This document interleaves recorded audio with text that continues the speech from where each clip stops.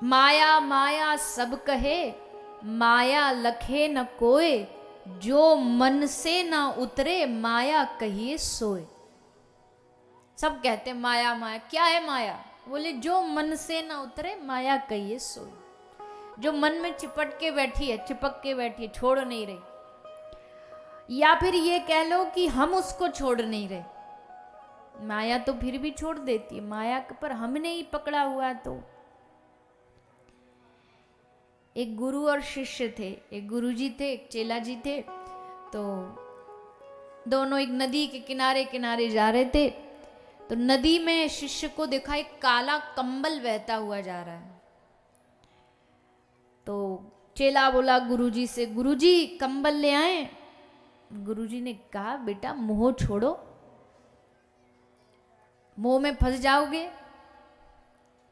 तो चेला बोला अरे गुरुजी, मुंह में आया ग्रास थोड़ी ना छोड़ा जाता है, सामने से कंबल बह रहा है, तैरना भी हमको आता। गुरु ने बहुत समझाया, नहीं माना, कूद गया पानी में। तैरता तैरता कंबल के पास गया। आधी रात थी, काला काला दिखा था कंबल। वो था नहीं, वो था भालू। अब वो भालू ने जैसे चेला को देखा, उसने कहा बेटा आजा, और उसने झपट्टा मार के पकड़ा चेला को। अब गुरुजी खड़े किनारे पे देख रहे हैं कि भाई कुछ कुछ खींचा तानी सी हो रही है कंबल और चेला के बीच में। तो गुरुजी किनारे पे खड़े खड़े कह रहे हैं बेटा कंबल छोड़ दे, बेटा कंबल छोड़ दे। तो शिष्य कह रहा है वहां, गुरुजी मैं तो कंबल को छोड़ रहा हूं, पर कंबल मुझे नहीं छोड़ रहा, ये मुझे नहीं छोड़ता, इसने मुझे पकड़ लिया है। तो हमारी भी यही दशा है, हमारी भी यही हालत है। हम माया को पकड़े बैठे हैं, और जब कोई संत महापुरुष कहता है कि भैया इसको छोड़ो, तो कहते हैं हम कैसे छोड़े, ये हमको छोड़े तो छूटे। पर जो मन से न उतरे माया कहिए सोए। वो कुछ भी हो सकता है, किसी भी चीज को लेके हो सकता है, लेकिन इसी के एकदम विपरीत, इसी के एकदम उल्टा है भक्ति, भजन। भजन का बहुत सीधा सा मतलब है, भज धातु से बना है भजन शब्द। भज धातु का मतलब होता है किसी भी चीज को जोड़ देना, जोड़ना, मिलाना। क्या जोड़ना? बोले अपने जीवन की हर क्रिया को ठाकुर जी से जोड़ दो। अपने मन को जोड़ दो, अपनी जीभ को जोड़ दो। कैसे जोड़े भगवान से? आज जीभ का मन कर रहा है कुछ अच्छा खाने का, करता ही है। तो जीभ का अच्छा मन कर रहा है खाने का, तो अगर हम उसको अपने ऊपर ले लेंगे कि आज हमारा खाने का मन कर रहा है, तो माया बन जाएगी। उसी को कहो घर में हमारे जो गोपाल जी, आज हम उनके लिए कुछ बढ़िया, जो आपका मन कर रहा है इनके लिए बनाएंगे, इनको भोग लगाएंगे, और इनसे जो बचेगा प्रसादी वो हम पालेंगे। बस इतना भाव बदलते ही वही माया भजन में बदल जाएगी। कुछ एक्स्ट्रा करने की जरूरत नहीं होती भजन में, बस मन को बदलने की जरूरत होती है, भावनाओं को बदलने की आवश्यकता होती है। तो भजन जो शब्द है, भक्ति जो शब्द है, इस भक्ति से ही भगवान हमारे हृदय में आते हैं। और जब भगवान हमारे हृदय में आएंगे, भक्ति देवी हमारे हृदय में आएगी, तो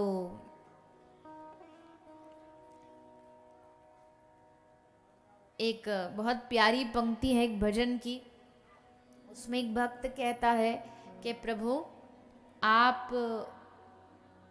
आपने नियम लिया है कि आप वृंदावन से बाहर कभी कदम नहीं रखोगे, वृंदावन से बाहर कभी भगवान जाएंगे नहीं, भगवान ने कहा है। तो प्रभु जो लोग वृंदावन में नहीं रह पा रहे हैं, जो वृंदावन से बाहर हैं, उनका क्या होगा? वो बेचारे क्या करेंगे? तो उसमें ये पंक्ति बोली जाती है कि भक्त भगवान से कहता है, तुम कहते हो मोहन वृंदावन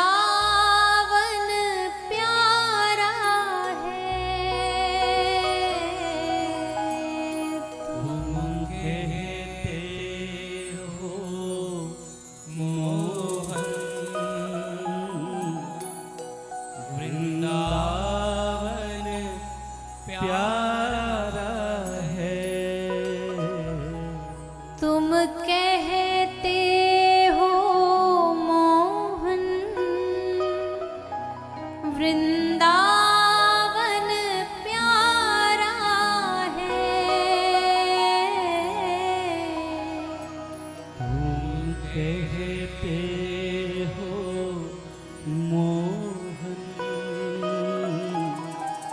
वृंदावन प्यारा है। तो प्रभु हमारा क्या होगा?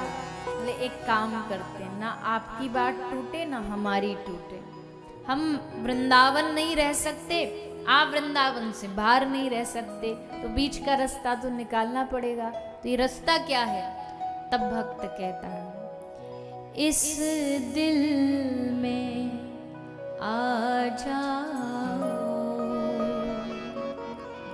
वृंदावन बना लेंगे। इस दिल में आ जाओ, वृंदावन बोलिए सब गाइए। तुम रूठे रहो मोहन, हम तुम्हें मना लेंगे। तुम रूठे रहो मोहन, हम तुम्हें मना लेंगे। आहों में असर होगा, घर बैठे बुला लेंगे। आहों में असर होगा,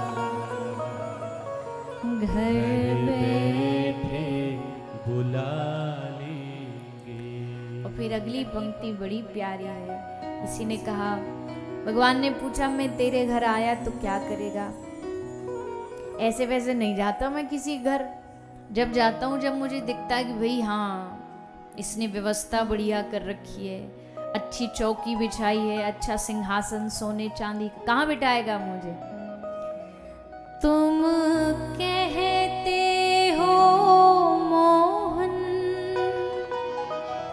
हमें कहाँ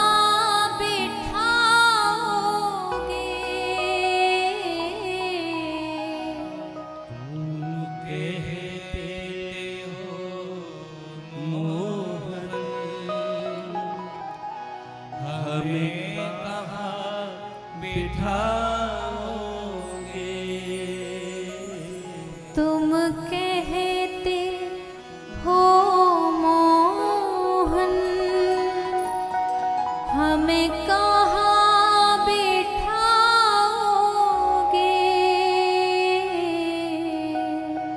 तुम कहते हो मोहन, हमें कहाँ बिठाओगे? एक बार तो आ जाओ, पलकों पे बिठा लेंगे। एक बार तो आ जाओ, पलकों पे बिठा लेंगे। आहों में असर होगा,